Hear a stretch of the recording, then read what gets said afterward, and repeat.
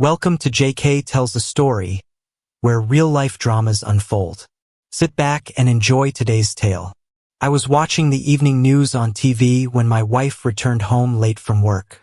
"Marcus, you won't believe who hired me to represent them today," Victoria announced, dropping her briefcase by the door. "William Crawford," I answered, not looking away from the television. "How do you know?" she asked, surprised. "They showed you on the news." I pointed to the flat screen mounted on the exposed brick wall of our Lincoln Park apartment. She looked at the TV and there she was. Of course, there was an old photo that must have been taken from the firm's website. But there she was, the latest addition to William Crawford's legal team. This didn't surprise me. She was one of the best white-collar defense lawyers in Chicago before I demanded that she stop working 100 hours a week. I'm not some caveman who doesn't want his wife to work. I just wanted to see her more than once a month. It was 2 years ago when she defended a state senator accused of embezzling campaign funds. I knew he was guilty as sin, and I was sure that she too had doubts about his innocence. But that didn't stop her from going through mountains of evidence for an incredibly long time to find even the slightest hint of reasonable doubt. In the end, she got the jury to acquit the bastard. The prosecution decided not to retry him, which shocked the entire state. On the third consecutive night of sleeping alone while she camped out in her office during that trial, I served her with divorce papers. Finally, she asked what she could do to avoid losing me. I told her to scale back her practice. Even now in our 30s, we have more money than we can spend. Some of it came from her legal work, but I also made good money as a playwright. My breakthrough play about Chicago political corruption had a successful run at Steppenwolf Theater, then moved to a smaller theater in New York for 6 months. The regional theater productions and occasional film option renewals brought in steady income. She agreed to reduce her hours as a consultant and also agreed to finally have children. I held our son Tyler in my arms as she watched the anchors discuss her client and whether she could help him beat the charges. I hated that term, beat the charges. I never suspected her of having affairs. She cared too much about her reputation to cheat on me and never risked having bad news written about her. My problem was that she simply worked too much. You may have noticed that I didn't say that she loves me too much to cheat on me. I didn't believe in that notion. Oh, I'm sure she loves me, but more than anything she loves her job. After starting out in consulting, she became a favorite on television talk shows when the topics required legal analysis. It happened that she was featured on TV every day, and wow, she loves it. "Are you upset?" she asked when the commercial break started. "What do you think?" I chuckled. "Tyler needs to be changed." I carried my son to his room and left her not knowing how to react, which was good. I liked keeping her on her toes. She's a control freak, and I was happy when I could throw a wrench into her perfectly ordered world. She decided to follow me, and while I was changing Tyler's diaper, she said, "Everything won't be the same as before. I'm just part of the team, not the lead counsel." I shrugged. "There you go, buddy. All fresh and dry." Tyler laughed when I tickled him, which made me smile. I blew raspberries on his chubby belly, making him giggle even more. "Look, this is just a financial fraud case. They only need me to help select the jury," she said. "Of course," I said, walking past her back into the living room. "You're overreacting," she countered. "No, I don't think so," I objected. "This will be very important for us. Just the prestige of the Crawford name." "Screw Crawford, Victoria," I snapped, putting Tyler in his playpen. "What about the Sullivan name? What's good for you isn't necessarily good for us. I have a feeling this will be the end of us." She screamed, "We won't get divorced." I shook my head and took my keys from the counter. "Dinner is in the oven warming up, and I'm going to the club." William Crawford is a senior partner at one of Chicago's most prestigious law firms. As soon as the federal prosecutors announced the indictment, dirt poured on him from all sides. After all, he was charged with embezzling millions of dollars from client trust accounts that he allegedly moved to offshore accounts. as well as a bunch of money laundering charges. The case could be interesting. I just didn't want my wife practicing law again. I lit my Davidoff cigar in a private room at the Millennium Club, an exclusive gentlemen's club near the theater district. There were a few other members there, but without saying hello, we left each other alone unless we received an invitation to join someone. Even though I'm somewhat of a celebrity in Chicago theater circles, almost everyone is used to me being there several times a week. The novelty of having a successful playwright as a regular wore off pretty quickly. "Marcus, help yourself to my scotch." A gentleman I recognized but didn't remember his name called out to me. "Thank you." I waved my hand and poured myself a generous portion from the decanter that stood on the table in front of him. "I saw the news. Thought you could use a good belt," he added. "Yes, you noticed correctly," I said, clinking glasses with him in the air, and walked to the most deserted corner of the room. He took a long drag and exhaled deeply. I briefly wondered if I had overreacted, but came to the conclusion that I had not. I filed for divorce because she worked too much when she had big cases, and I agreed to take her back only after she promised to scale back. I didn't feel guilty for setting such a condition. She had a decade of successful work at the highest level under her belt, and I wanted to have children while we still could. And then she took on another big case without asking my opinion. Yes, it was a slap in the face that I did not expect. Hell, if she had asked, I might have agreed, but probably not. I would still like to be involved in the decision-making. The TV on the other side of the room caught my attention. The screen showed Victoria again with a big smile. I saw a picture behind her and realized that it was taken in our living room. I was hoping Tyler would start crying during the interview.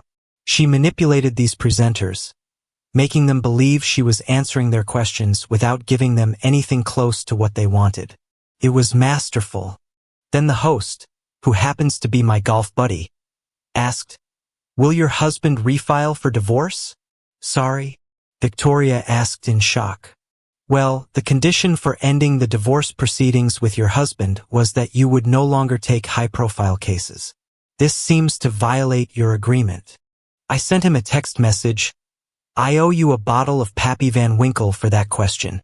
I assure you, my husband fully supports my career decisions," she said excitedly, and I loved it. "No, I don't support it," I said out loud, making the guys who knew that she was my wife laugh. A few seconds later, my phone rang. "Marcus, this is Rebecca Stone from Channel 7. Can I ask you a few questions and get your reaction to your wife breaking your agreement?" "Hello, Rebecca, it's been too long. We should meet for lunch soon." Rebecca had covered several of my theater openings over the years. We'd met at various cultural events around Chicago, the kind of functions where the arts and media communities overlap. She'd done a feature story when my play opened at Steppenwolf and followed up when it transferred to New York. "With pleasure. Will you answer my questions?" "No, but I will make a statement." "I'm listening," she said.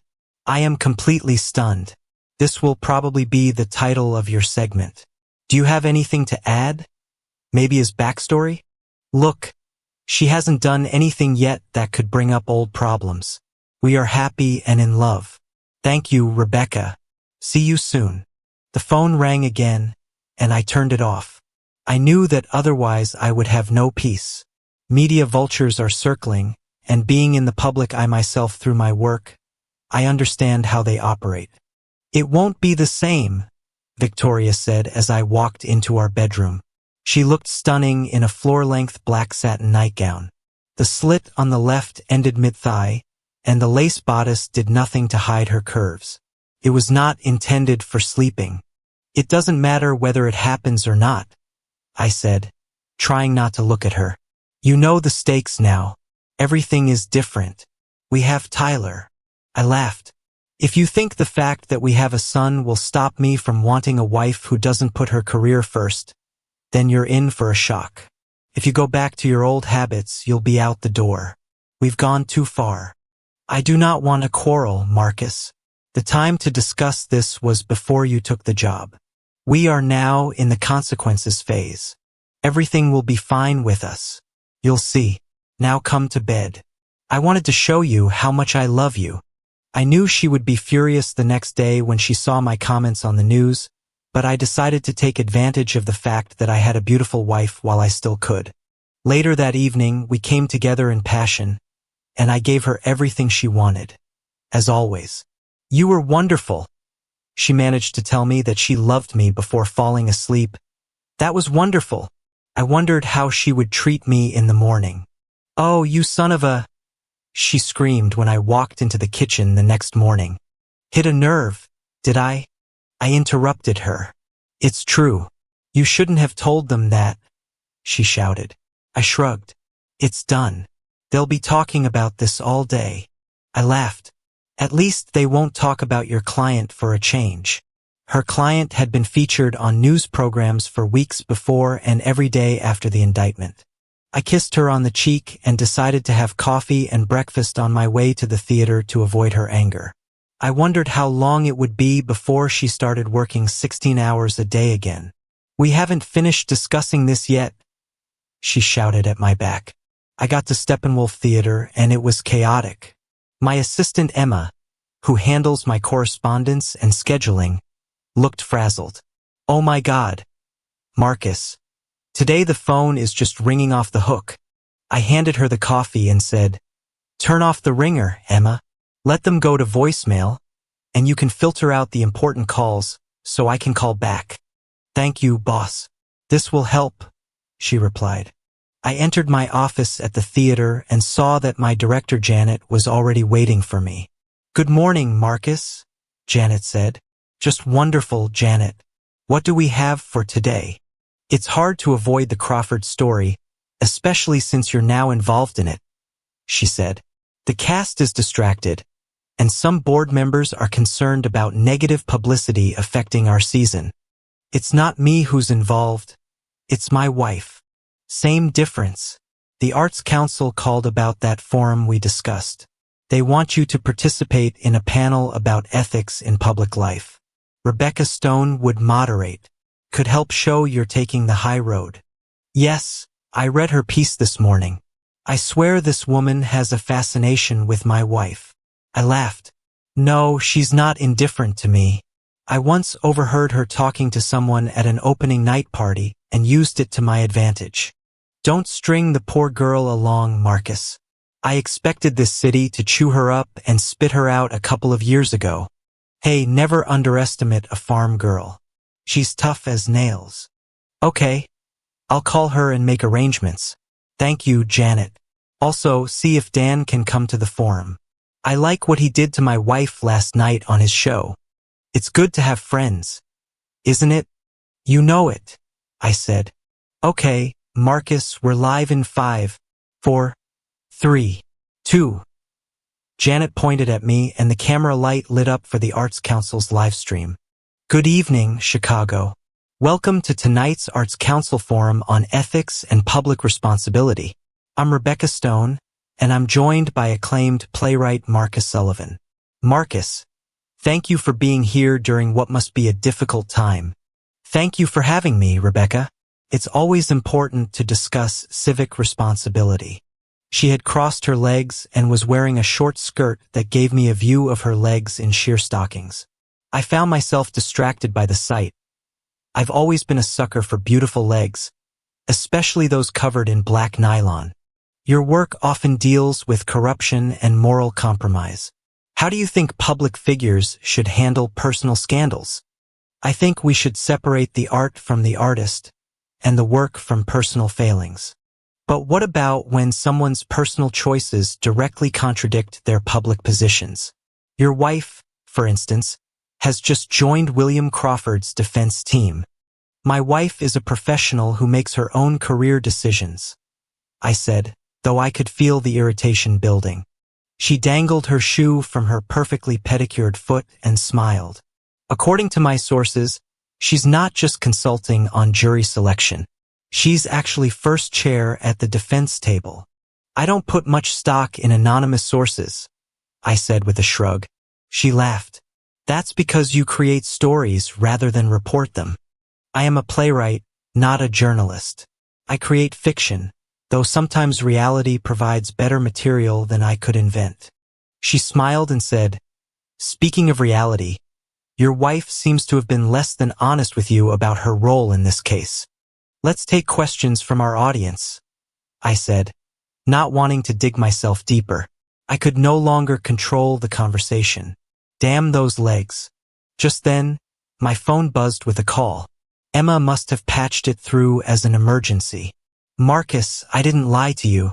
I'm just a jury consultant," my wife said when I answered. Well, if it isn't my beloved wife calling in. "Victoria, hi dear. I'll be home on time today. We're having pot roast for dinner." Rebecca raised an eyebrow. "Would you like to put this on speaker so our audience can hear? You know very well that my last name is Hammond." My wife responded when I did. She hadn't taken my last name when we got married. She had already built a reputation for herself and maintained it for professional reasons. "That's right," Rebecca said. "Mrs. Hammond." "Anyway," Victoria said, "stop making assumptions. I'm only on the legal team to help with jury selection." "If you say so," Rebecca answered. "Okay, ladies, enough. Victoria, we'll talk at home.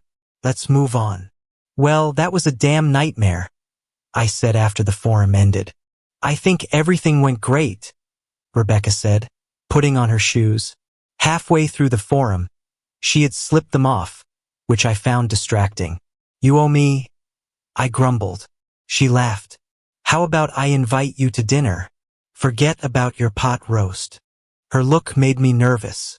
I knew she found me attractive, but it felt like bait in the water, and she was a hungry shark. "Another time, Rebecca. See you." I got out of there before I did something incredibly stupid and went to dinner with the stunning redhead. When I got home, I seasoned the roast with herbs and rubbed them all over the meat. 30 minutes later, I slid the pan into the oven, fed Tyler dinner, and opened a beer. I couldn't believe it, but I was tormented by the question of who to believe, my wife or Rebecca and her sources, and it was driving me crazy. A little over 3 hours later, the table was set. A lovely bottle of Chardonnay sat in a bucket of ice, and the perfectly cooked roast sat on the cutting board ready to be carved. Victoria wasn't home, but so far she was only half an hour late. I started eating my salad at 7:30 while the clock ticked, and then she showed up an hour late. I still hadn't received any calls or texts. I put the roast back in the oven to keep it warm and made myself a martini. By 9 o'clock, an hour and a half late, I fought the urge to call her. There was a battle ahead, and I had to emerge victorious. I turned off the oven 2.5 hours late. I went out for dinner. The text message arrived 3 minutes after my steak was served. "Where are you?" I ignored the phone and took another bite of my perfectly seared steak. There's something about steak cooked at a very high temperature that makes me a happy person. She won't ruin it. 5 minutes later, she texted me again with a question mark. I scooped up some creamed spinach and sighed with satisfaction as I tasted it. Another 2 minutes passed, and my phone rang. I sent the call to voicemail because it pisses her off when people do this to her. I felt like I was winning a battle that she didn't know about. With my steak finished, my wine glass empty, and the last bits of spinach scooped from the bottom of my plate, I ignored the third call that IT was 9:30 when I pulled into our garage. She was standing in the doorway with her arms folded. I assumed she was upset and tried to put on a neutral expression. "Where were you? And why are you ignoring my calls?" she screamed. I laughed. "You know the answer to these questions. Did you even bother to take the roast out of the oven?" I walked into the kitchen and saw the roast on a cutting board, still in the oven. "You haven't eaten anything. Where did you eat? Work? Pizza? Chinese food? Chinese? Look, it won't always be like this. I don't care what you ate. It's important to me that you knew I was preparing dinner for us and didn't call me to say that you would be late. Sorry. You know how it happens when..." She stopped. I answered, "Yes, I know how it happens. Because of this, I filed for divorce, remember?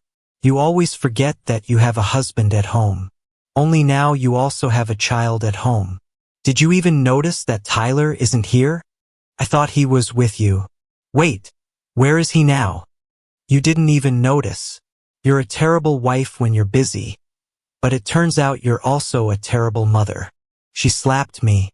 I rubbed my cheek and left the kitchen. Marcus, wait. Sorry, she called. I continued walking and went out the front door. She continued calling to me as I walked across the courtyard to our neighbor's townhouse, where Tyler was being babysat. He was sleeping in the portable crib Mrs. Chun had set up for her granddaughter in the living room and didn't move while I carried him back to our house. Victoria was silent, holding out her hands, asking for Tyler. It's not fair. You should have told me that he was at the neighbor's house. I could have spent time with him before he went to sleep. Exactly. It's not fair. Of course, we have a small problem.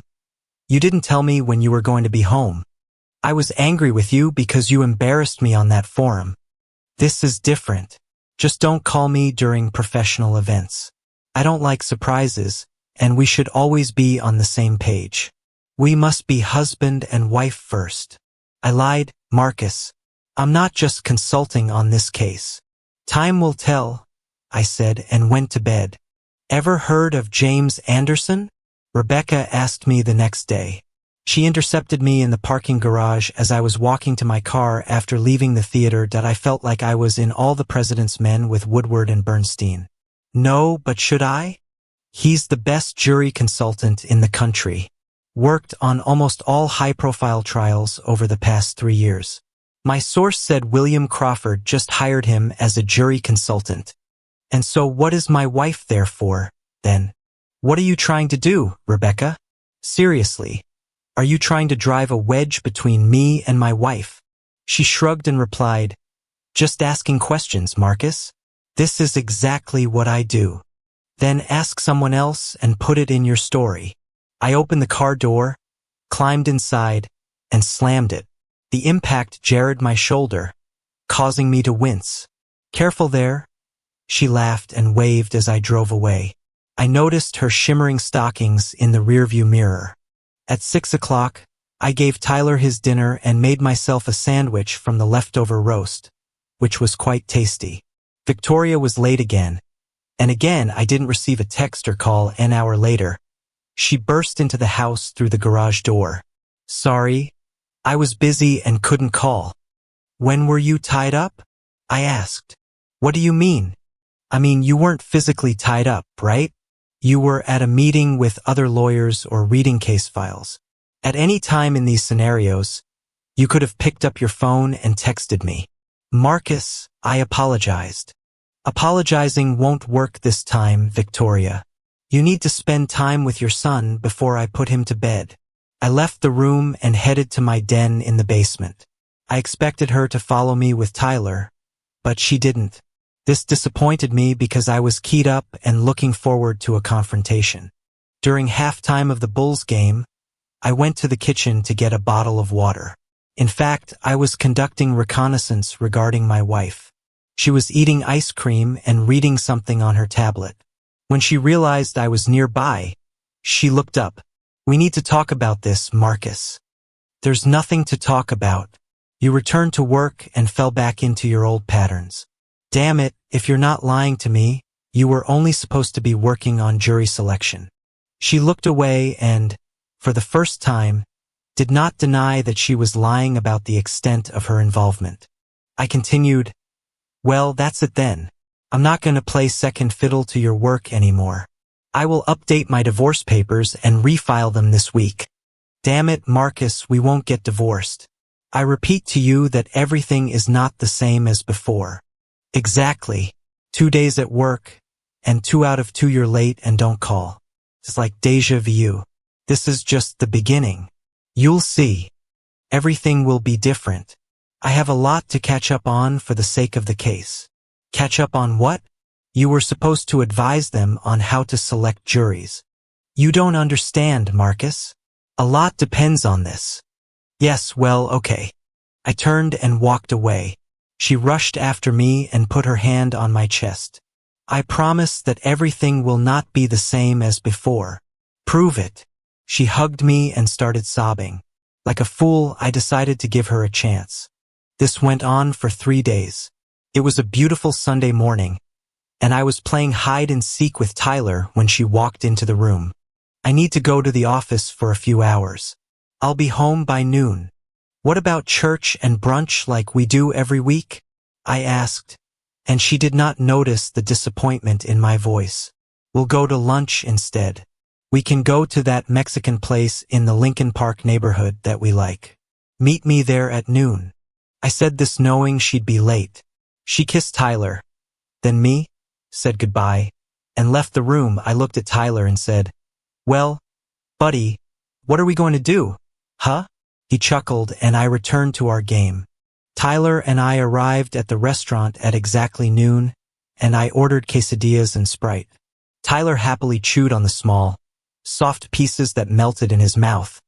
IT struck 12:30, and the waitress asked, "Do you have any news from your party, or would you like to place an order?" "No, just a check, please. The baby is getting restless." The restaurant was crowded, and many people were waiting. I realized they wanted me to leave. She smiled and patted me on the shoulder. "I understand. Restless kids. I have 3 myself." She left, and my phone rang. I ignored Victoria's call, and she sent the following text, "Running late. I'll be there in half an hour." "Really, Tyler?" I sighed. What should I do with her? No wonder he didn't answer. I typed my response, "I won't be there." I turned off the phone, paid the check, and picked Tyler up to go to the car. It's time to take action. I can't keep letting her lie to me and basically walk all over me. She can't make me look like the same fool I was the first time. Of course, there is a difference, Tyler, but with her work schedule, I'm confident I can get custody of you. A few minutes later, I walked through my kitchen and threw my keys on the counter. I put Tyler on the floor, and he, like a wind-up toy, rushed toward the family room where his toys were. While I was following him, the home phone rang, but I didn't pay attention to it. He loves being in his playpen, and when he walked into the family room, he pulled himself up on the playpen rails. "Well, someone wants to play in their little prison, huh? Okay, buddy." As I was settling him down, the phone rang again.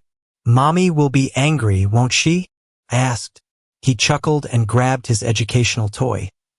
Someone said a long time ago, "Never interfere with your enemy when they are making a mistake." Mommy keeps making mistakes. All I heard from him were the words from the educational toy. "The cow says moo." "Have fun, buddy," I said before tickling his side, causing him to laugh. I opened a beer, sat down on the couch next to my son, and turned on my cell phone. There were several voicemails from my wife, and I deleted them without listening, confident that she would repeat herself when she walked through the door. There were several messages from Rebecca Stone saying that we needed to talk as soon as possible. Of course, I ignored them too. Half an hour passed, and I was already drinking my second beer when she entered the kitchen. I noticed that her hair was pulled back into a ponytail, which was completely different from how it looked that morning. I raised my hand to stop her from yelling, which was clearly building. "Tyler is sleeping." I nodded toward the playpen where he was snoring peacefully.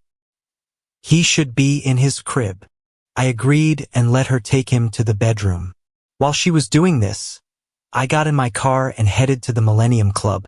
Yes, I know I was a coward for running away from the confrontation, but in my opinion, at that moment, the argument was unnecessary. My marriage was almost over. She had chosen work over us.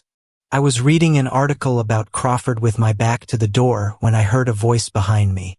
"You're not hard to find, Marcus. If I tried to hide, Rebecca, I wouldn't be here." She walked in front of me to one of the leather chairs on the other side of the small table. "Have you tried this one yet?" she asked, showing me the cigar.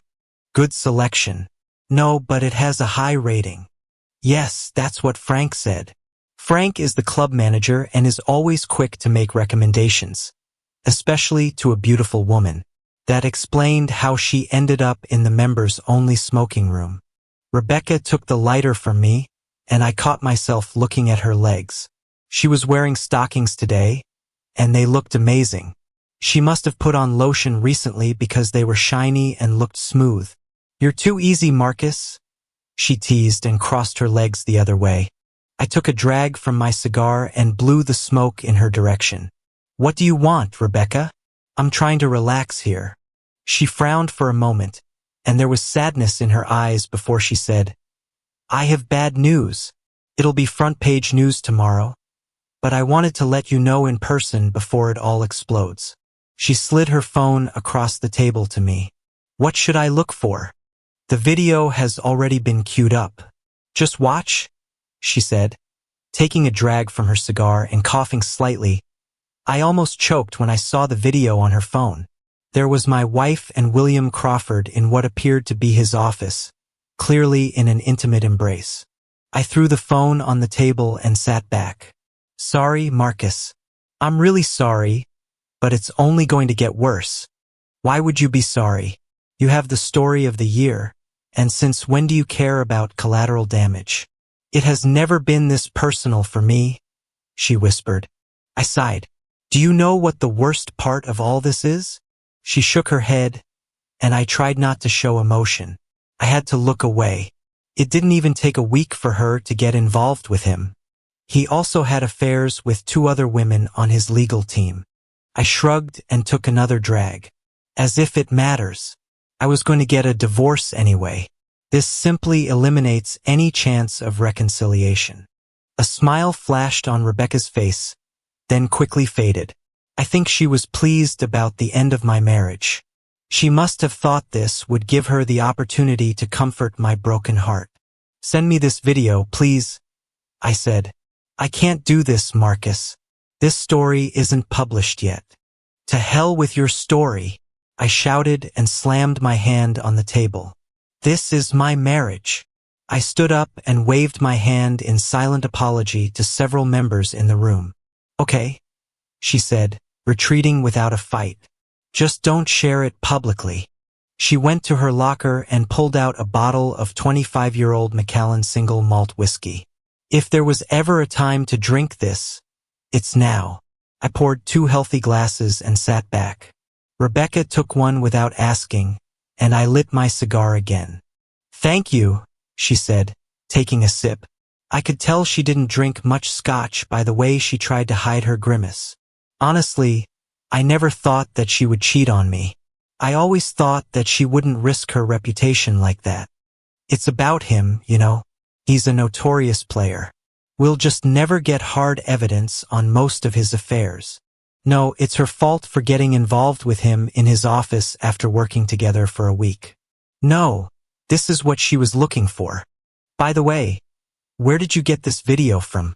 Installing a camera like that is a criminal offense, so let's assume it wasn't me who did it. Okay, let's say it was an anonymous source and leave it at that, I said, knowing she was probably the source, but I wasn't going to pursue the topic. Of course, as you say. I turned on my phone to save the video to the cloud, and then I received a text message from Victoria. "You need to come home so we can talk." I groaned and typed, "There's no need to say anything. We're done. You can have as much fun with Crawford as you want. Have fun with the press tomorrow."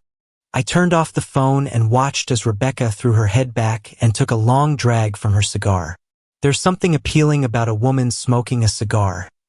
Not as attractive as her legs, but still intriguing. "Ex-wife?" she asked. I nodded and took a sip of whiskey. I wished her good luck with the press tomorrow. "She'll think that you came to me with this story. I'm sure you'll confirm that I was not your source. Tomorrow will be a terrible day for you," she warned. "Yes, I know. Either way, I'm a complete mess, so I'll do what I do every day.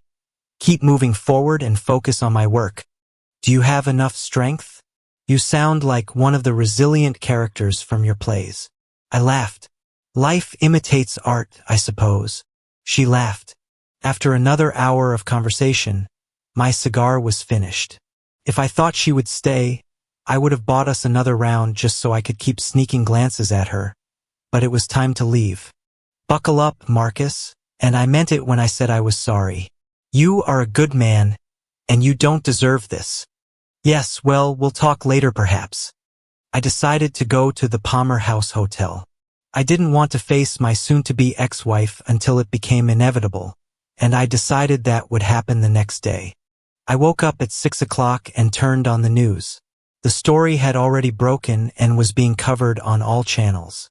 I made a cup of hotel coffee and went to take a shower. I went to the store and bought clothes and toiletries for my hotel stay. I had no idea when I would go home, so I prepared to spend a week there. The hot water felt good, even without great pressure, but it didn't matter.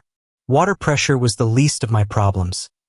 After my shower, I turned on my phone and ignored all the text messages, sending a message to Janet. I won't be at rehearsal today. Please work around my scenes or postpone them.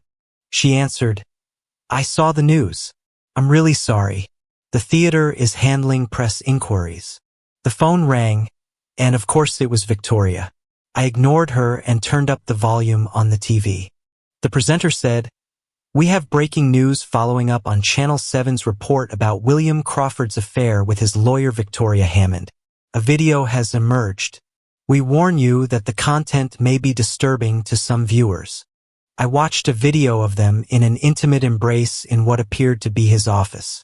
After that, fortunately, the video was cut off, and the co-host said, This contradicts Mr. Crawford's statement that there is nothing romantic between him and his lawyer. We reached out to Victoria Hammond for comment, but have not yet received a response. I decided to read the text messages and see exactly what my wife was trying to justify. What are you talking about? I'm not having an affair with William. Stop being ridiculous and come home, was the first message. But those that came the next morning sang a different tune. It's a lie. We are not having an affair, Marcus. Please call me. I swear to you this is a lie. I love you. She must have been watching TV because the next message read, We just kissed. That's it. And it was a mistake. I shook my head and answered, I know there's more to this video. You got caught and we're done. She called again and again, but I hung up and watched as the anchors gave their opinions on Crawford and his many alleged affairs. Surprisingly, they paid more attention to him and not to my future ex-wife, which actually made me happy. I decided that the less her name was mentioned, the less mine would be. I checked my voicemail and there were a few calls from Victoria, but the rest were from news channels wanting my comment. For a split second, I thought about going on one of the shows so they could get my commentary and leave me alone, but I knew that wouldn't happen. Ultimately, it's better to remain silent. I did what all aggrieved husbands do. Divided our assets, canceled joint credit cards, and met with a lawyer to update and file paperwork. I was seeking full custody since Victoria had essentially moved out to focus on the case.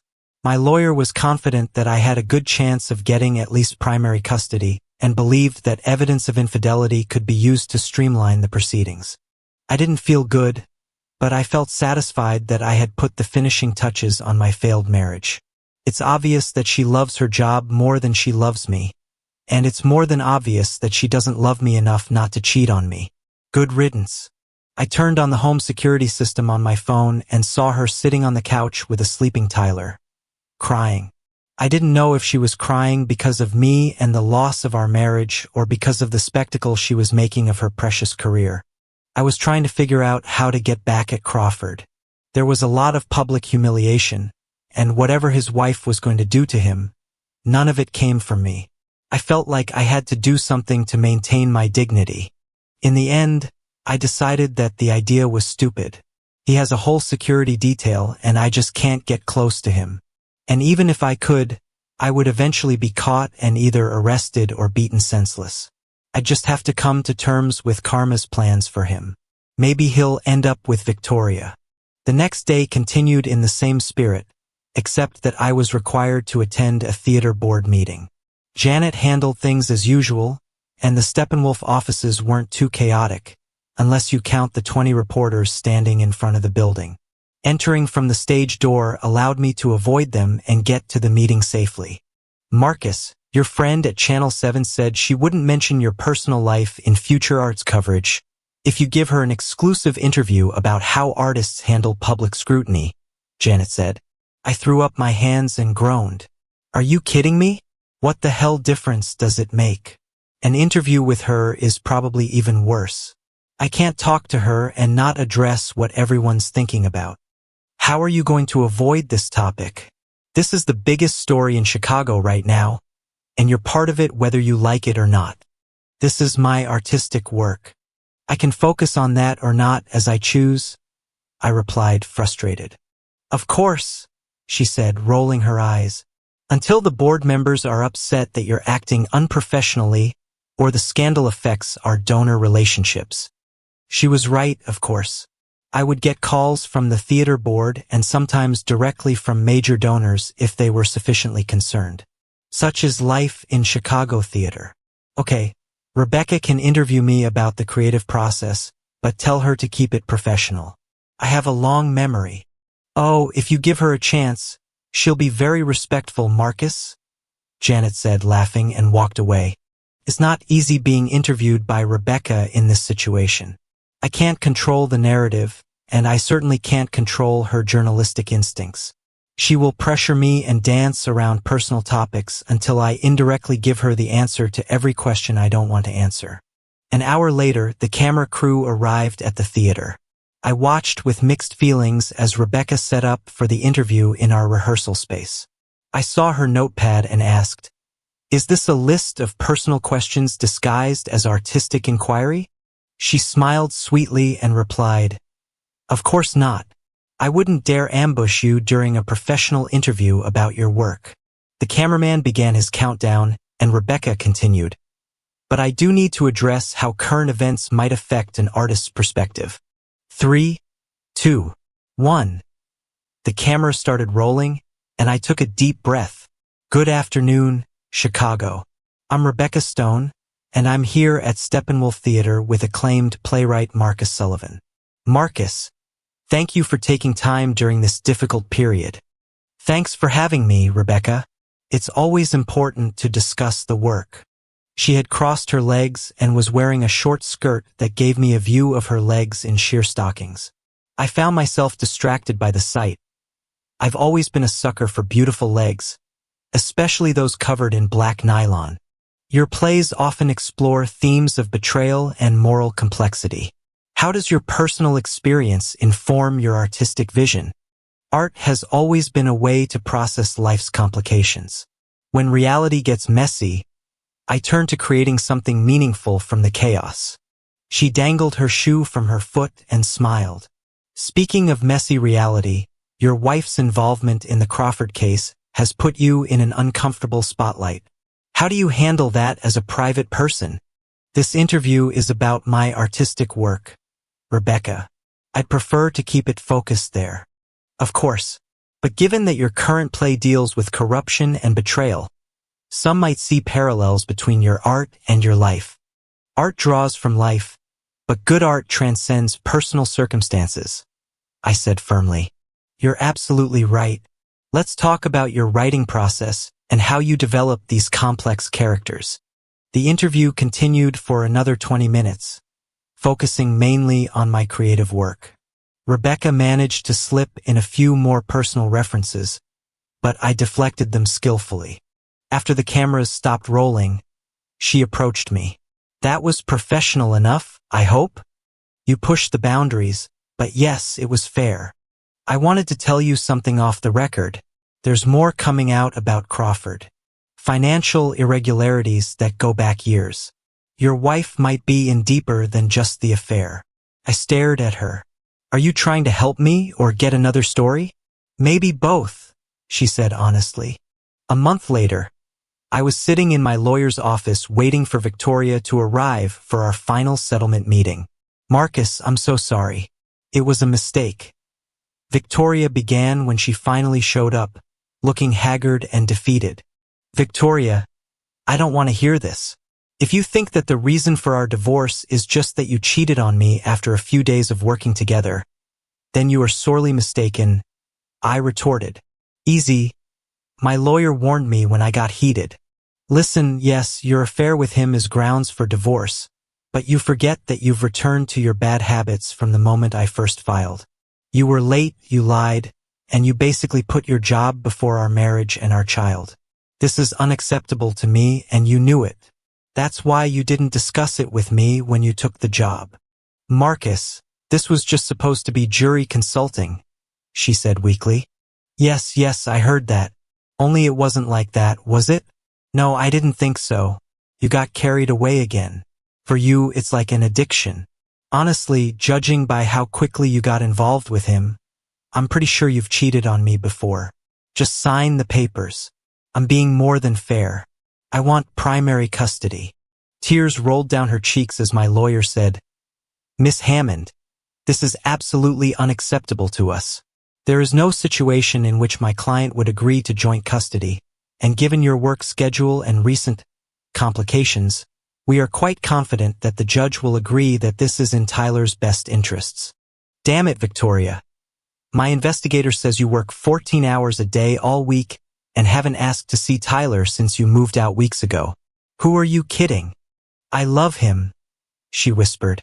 I know you love him. You just love your job more. You can see him whenever you want. I'm not going to be vindictive about this. I love you, Marcus. I really do. Yes, while cheating on me, I said coldly. I left the office and later found out that she had signed the papers. My marriage was over. 6 months later, Victoria had Tyler for the weekend, and I walked into the Millennium Club. How are you, Frank? I asked, approaching the front desk. Doing well, Marcus. Your Monte Cristo number 2 order arrived this morning. I put it in your locker, he said. Thank you. Busy tonight? No. Just a few regulars and a television personality who's become quite the cigar enthusiast lately. Cool. See you. I entered my code and went into the VIP smoking room. The smell of cedar and aged tobacco was simply heavenly. I nodded to the members I'd seen before but didn't see any TV personalities. So I headed to my locker to get my Cuban cigars. Hello, Marcus. Long time no see, Rebecca said from one of the leather chairs. I smiled and took out a second cigar. Hello, Rebecca. Would you like to try a Cuban tonight? I closed my locker and handed her the premium cigar. Thank you, she said. I've been hoping to run into you. You're pretty bad at playing it casual, I said as we walked to a pair of chairs by the window. It's not hard to find me, and you have my number. She looked almost nervous as she trimmed her cigar. This isn't about work. What's it about then? I wanted to ask you to dinner. A real dinner. Not an interview, not networking. Just dinner. I lit my cigar and studied her. Rebecca Stone. Nervous about asking someone on a date? The woman who got an exclusive with the mayor during a corruption scandal. This is different. How so? Because I actually care about the answer. I laughed. You know, I haven't been on a real date since my divorce. Tyler keeps me pretty busy. I love children, and I've made some career changes since we last talked. I'm not working those crazy hours anymore. Are you applying for the position of girlfriend? She blushed. Maybe. Are you accepting applications? As it happens, I am. But fair warning, Tyler comes first, always. I wouldn't have it any other way. Then yes, Rebecca. I'd like to have dinner with you. After dinner at a small Italian place in Little Italy, we walked along the lakefront. Can I ask you something? She said. Shoot. Do you think you could trust someone in media? I mean, really trust them? I stopped walking and looked at her. Are you asking if I could trust you? Yes. I think trust isn't about what someone does for a living. It's about their character. You've shown me who you are through your actions, not just your words. What if I told you I was ready to become a stepmother? Hypothetically, I'd say let's see how you handle being a girlfriend first. She laughed. Fair enough. We walked in comfortable silence for a while, watching the lights of the city reflect on Lake Michigan. Marcus. Yeah. I'm glad your marriage ended. I looked at her in surprise. Not because I like seeing you hurt, she added quickly, but because it led you to where you are now, and because it means you're free to find someone who will put you and Tyler first. And you think that someone might be you. I think it could be, if you'll let it. I stopped and turned to face her fully. Rebecca, I've learned something about myself through all this. I need someone who understands that family comes before career. Not someone who says they understand, but someone who actually lives it.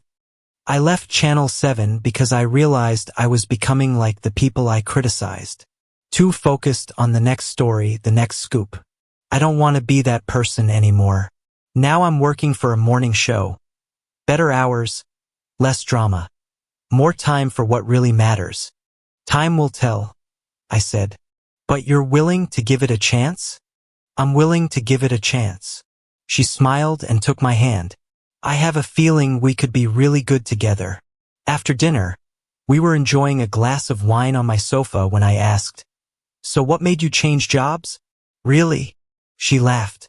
"Honestly, I realized I was heading down the same path as a lot of people in my industry, putting career before everything else. I didn't want that anymore. And now I'm on morning television. You know, one of those shows where they discuss current events around a table. The hours are much better, and the pressure is less intense." We laughed together, and then she asked, "You like my legs, don't you?" "Oh, don't start that teasing again. You know very well that I find you attractive." "What about my feet?" she asked, turning around and placing her legs on my lap. I shrugged and put my wine on the table. "You're wearing jeans and socks tonight. Not your most appealing outfit." I stroked her foot, causing her to sigh. "I didn't expect to see you today. I should have worn something more alluring." "It's not necessary. You look beautiful in anything." "What about my face? Am I not beautiful?" "You are absolutely stunning." She tried to pull her legs away playfully, but I held them gently. "Don't be coy. You know exactly how attractive you are." "Well, that's better." She took a sip of wine and asked, "Will you be offended if I ask you to take me to your bedroom?" "Not at all. You're not going to make some smart remark?" I'm learning when to keep my mouth shut. I took her to my bedroom, where she excused herself to the bathroom. I dimmed the lights and waited on the bed. When the bathroom door opened, she moved into the room with grace and confidence. Her beauty took my breath away. "Do you approve?" she asked. "Absolutely. Come here." We came together with passion and tenderness. Later, as we lay together, she said, "I could definitely get used to this." I kissed her forehead and asked, "Do you want to?" "What do you mean?" Do you want to get used to it?" "I'm ready for something real, and I'd like to explore that with you." She stroked my chest and replied, "I would really like that. If we're thinking long-term, then I'm ready to become a mother too." "Okay," I replied.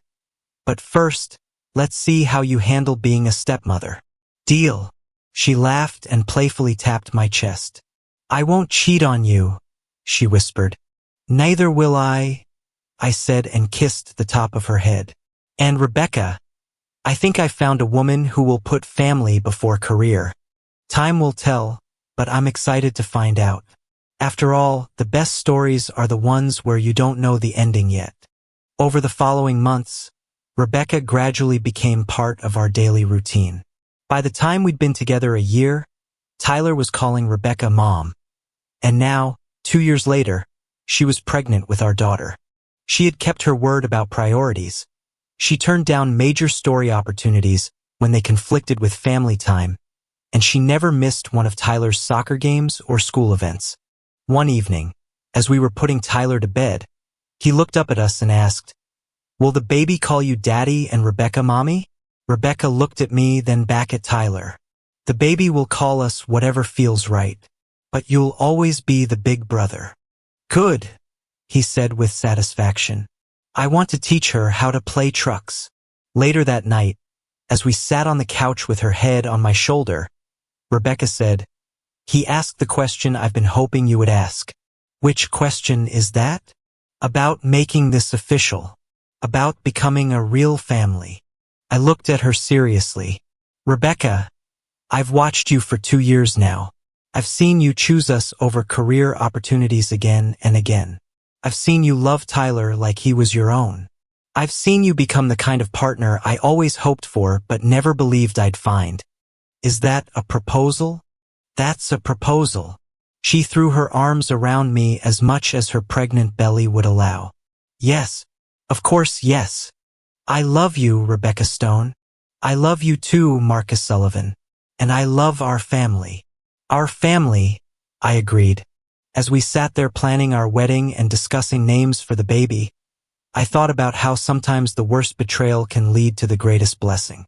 Victoria's infidelity had devastated me, but it had also freed me to find someone who truly understood what mattered.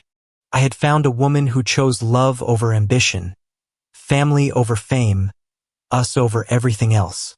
And for the first time in my adult life, I felt completely secure in my relationship. Tyler got the mother he deserved. I got the wife I needed. Rebecca got the family she'd always wanted. And our unborn daughter would grow up in a home where love came first. And Victoria? She lost her law license when Crawford's financial crimes came to light. Last I heard, she was working as a paralegal at a small firm in Milwaukee, trying to rebuild her career and her reputation. I felt sorry for her, but I didn't regret how things turned out. Sometimes the end of one story is just the beginning of a much better one. Thank you for your viewing. See you next time. If you enjoyed this, subscribe to JK Tells a Story for more tales.